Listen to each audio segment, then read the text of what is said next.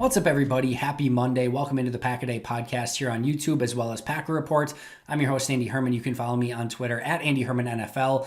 This is a mock draft Monday episode of the podcast. So what I want to do is jump in right away. I'm going to go through three-round mock draft simulations. I'm going to start off by using Pro Football Network, and then I'm going to use Pro Football Focus, and then I'm going to use the Draft Network to go through hopefully very different simulations to see what Green Bay could do coming up in April's draft. So I wanted to limit it to 3 rounds. I think, well, first of all, even trying to predict the first round correct and the first pick Green Bay makes is mostly foolhardy at best, but trying to go through anything more than 3 rounds is more than ridiculous. So I'm going to go through 3 rounds and just kind of go through how Green Bay could attack this draft. I'm not going to propose trades on any of these. I know on a couple you can. If I get a trade proposed to me, I'll take a look at it, but I just kind of want to run through this. This is literally me doing this live.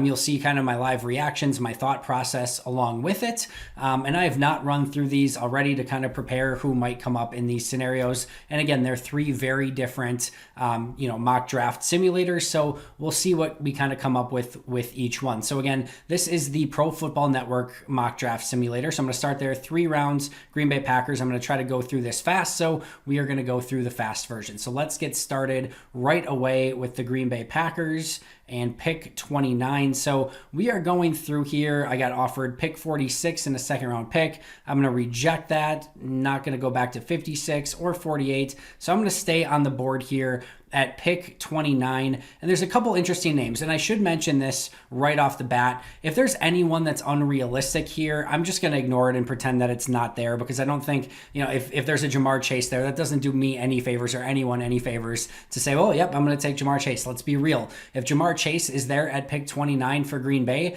it is because either something went very wrong from an injury standpoint, or there was some sort of, gas mask bong video type thing going on again. So if he is there for Green Bay or someone like that, I'm going to ignore it and pretend that it is not there. So some interesting names here in the first round. Tevin Jenkins certainly catches my eye.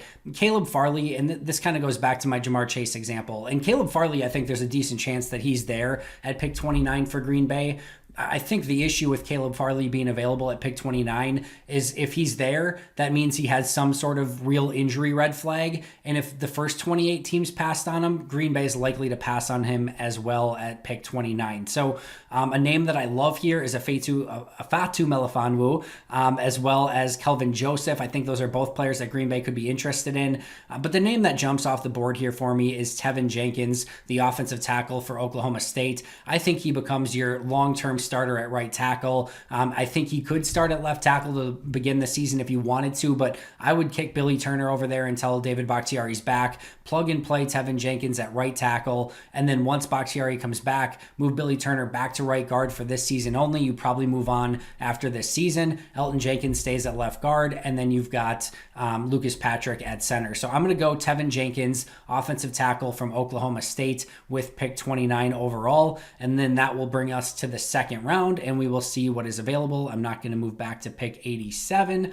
nor 76, although getting a future third is tempting. All right, so let's see what's on the board for Green Bay here. Now, Liam Eichenberg would definitely be tempting for Green Bay if he was there at this spot. I don't think they have the ability to go offensive tackle, nor should they go offensive tackle back to back. Seeing if there's any other big names here. Elijah Molden would be somebody that would be of much interest. So I'm going to narrow this down here to 2 potential corners, both Aaron Robinson and Elijah Molden. And here's the thing. I think Elijah Molden played that star nickel corner better than what Aaron Robinson did last season. But I think Aaron Robinson is destined to play it better in the NFL. He's faster. He's more physical. He's taller.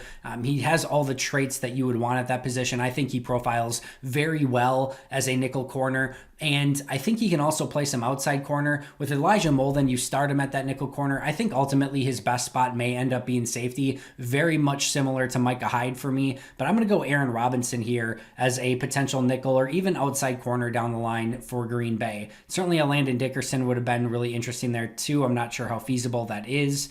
And let's see what we can end up with here to end round 3. Now, again, 2 offensive tackles that I think Green Bay would be very, very interested in, both in Walker Little and Brady Christensen. Amon-Ra St. Brown could be somebody. Let's see here. I think Tylan Wallace could be of interest. And you know what? I'm going to go Tylan Wallace. And Milton Williams is really, really tempting here as well. But I'm going to go Tylan Wallace. He's very intriguing to me at wide receiver. And I think adding in some juice to that offense could be interesting. So we are going to end up this mock draft. 2 players from OK State and a UCF corner and Aaron Robinson. So Tevin Jenkins, Aaron Robinson, and Tylan Wallace is going to wrap up this mock draft. I think Green Bay gets stronger along the offensive line. I think they find a very long-term right tackle in Tevin Jenkins. I think they have somebody to come in and compete right away with Chandon Sullivan at that star position. And then I think they get somebody who, again, as I mentioned on a recent podcast, right now it's just really nobody at corner, or excuse me, at wide receiver long-term. We expect Devontae Adams to be there and Allen Lazard next year, but they need to start getting some young talent in that room, and I think Tylan Wallace definitely helps with that. Let's jump over to Pro Football Focus and get this started right away. I don't think it's going to offer me any trades here. I think you have to kind of do that on your own. So let's go pick 29 and see what is on the board. Once again, we have Tevin Jenkins on the board, Asante Samuel Jr., Zaven Collins, Sam Cosmi. So some really interesting names. I don't think they're going to be interested in Elijah Moore or Terrace Marshall that early. I don't think Dylan Redun's either.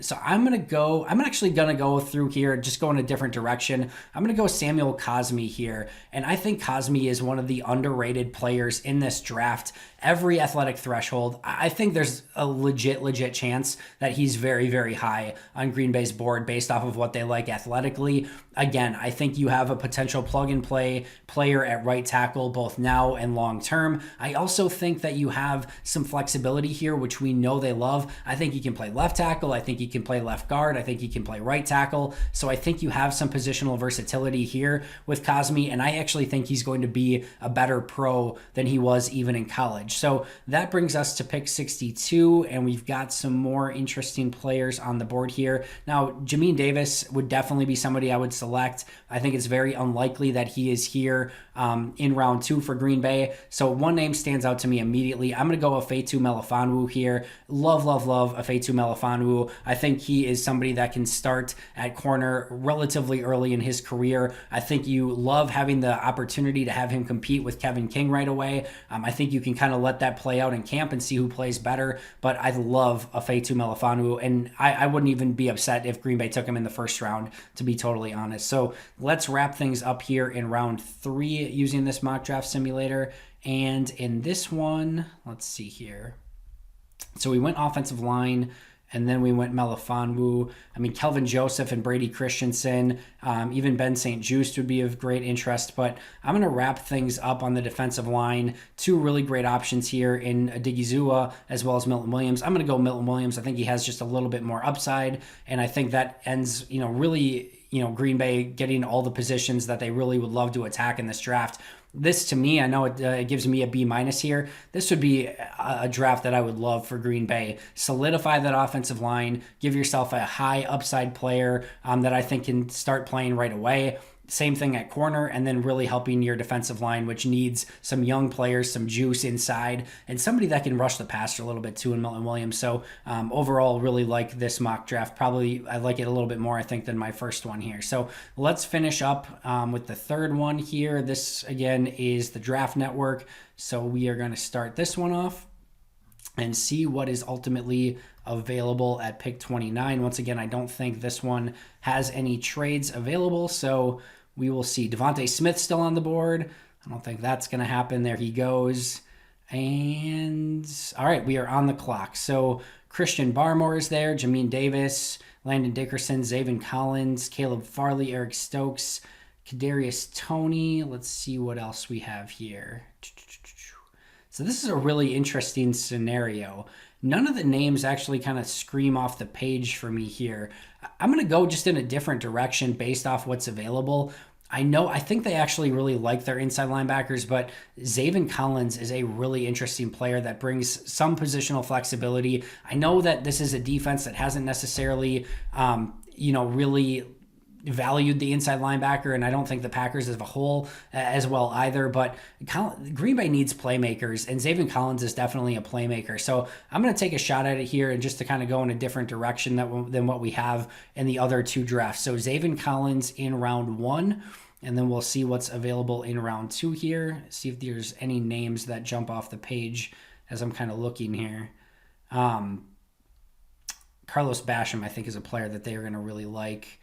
But, all right, we're on the board. So Carlos Basham is there. I mean, that would be crazy if they went, totally off the grid here and go with Zaven Collins and then Carlos Basham. I'm going to actually go, and this one screams off the page, I'm going to go Brady Christensen. The only issue with Christensen and taking him, I think he is an A-plus player in their scheme. I think he fits what they really love at the position. The only issue here for me with Brady Christensen is that, to me, his best position is left tackle. You're going to obviously have to move him to right tackle long-term with Bakhtiari filling that left tackle position, but I just think he fits exactly what Green Bay wants in their zone blocking scheme and within this offense, and I think he would be a very strong fit there for Green Bay in round 2, and again, expect him to be very high on their board. And let's wrap things up here with round 3. And I'm just going to take a quick look here. And I'm going to go in maybe a little bit different direction than some people are expecting. This, I think a lot of people expect this position, but I'm going to go Ben St. Juste from Minnesota. Minnesota players in back-to-back drafts. I really like Ben St. Juste. This is usually the type of player that I really don't like.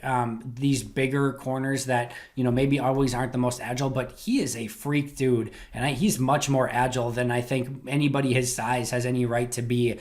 He stood out to me on tape in, a multitude of different ways. And I think he could be somebody that starts outside, opposite Jaire Alexander. To me, this is a risk-reward pick. I think there's some opportunity that he ends up being a bust. But man, if he hits, he is a really fun player with some legitimate size and somebody who can come up and tackle as well. So an interesting draft here, Zaven Collins, Brady Christensen, and Ben St. Juste. So mock draft number 1, Tevin Jenkins, Aaron Robinson, and Tylan Wallace. Again, you're addressing a few areas of need. You didn't really hit defensive line yet, but get somebody who can play in the slot from day one, and potentially outside, even across Jaire Alexander if Kevin King probably when Kevin King leaves next season. Again, a long-term right tackle, somebody that can play now, and then Tylan Wallace to bring in some playmaking at wide receiver.